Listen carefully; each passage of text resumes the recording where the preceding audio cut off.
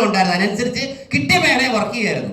So ഈ product result കിട്ടി ഇറങ്ങിക്കഴിഞ്ഞപ്പോൾ എൻ്റെ ഫാമിലിയിലുള്ള പല ആൾക്കാരും എന്നോട് ചോദിച്ചു, നിനക്ക് ഇതിൻ്റെ ആവശ്യം ഉണ്ടോ? ഞാൻ ആദ്യം കൊണ്ട് കൊടുക്കുന്നത് നേരെ അച്ചു സാറ് പറഞ്ഞു, ആൾക്കൊരു നോവേദന ജെല്ല് കൊടുത്തപ്പോഴാണ് പുള്ളി ബിസിനസ് സ്റ്റാർട്ട് ചെയ്തത്. ശരിയല്ലേ?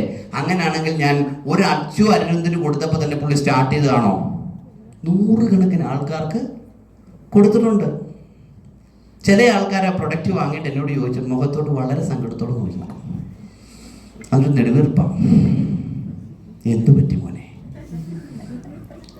ബാബുവിൻ്റെ മോനെന്തായാലും ഗതികേട് വന്നില്ല, വൈഫിനും ജോലിയുണ്ട്, നിനക്കും ഉണ്ട്, നിനക്ക് എന്നാ പറ്റി?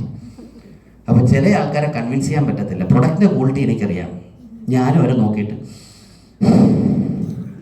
എന്ത് ചെയ്യാനാണ് ചേട്ടാ, സംഭവം ഇത് വിറ്റാൽ ഡെയിലി ഒരു 500 രൂപ ഉണ്ടാക്കണമെന്ന് ആഗ്രഹമുണ്ട്, ഒരെണ്ണം എടുത്ത് സഹായിക്കാമോ? ഹലോ?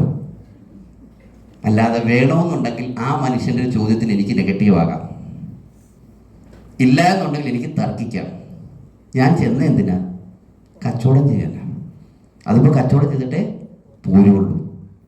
എനിക്കറിയാം നാളെ ഈ പ്രോഡക്റ്റ് ഉപയോഗിച്ച് റിസൾട്ട് കിട്ടുന്ന ആൾക്കാർക്ക്, ആ കിട്ടുന്ന വ്യക്തിക്ക് വരുമാനത്തിന് ആഗ്രഹമുണ്ടോ, സ്വപ്നങ്ങളുണ്ടോ, ഒരു നോർമൽ ലൈഫ് മെയിൻറ്റെയിൻ ചെയ്യാൻ അയാൾക്ക് സാധിക്കത്തില്ല എന്നുണ്ടെങ്കിൽ, അയാൾക്കൊരു ബെറ്റർ ലൈഫ് സ്റ്റൈൽ വേണമെന്നുണ്ടെങ്കിൽ ഈ പ്രോഡക്റ്റ് ഉപയോഗിച്ച് റിസൾട്ട് കിട്ടിയതിന് ശേഷം എനിക്ക് ഓപ്പർച്യൂണിറ്റി പറഞ്ഞു കൊടുക്കാൻ പറ്റും.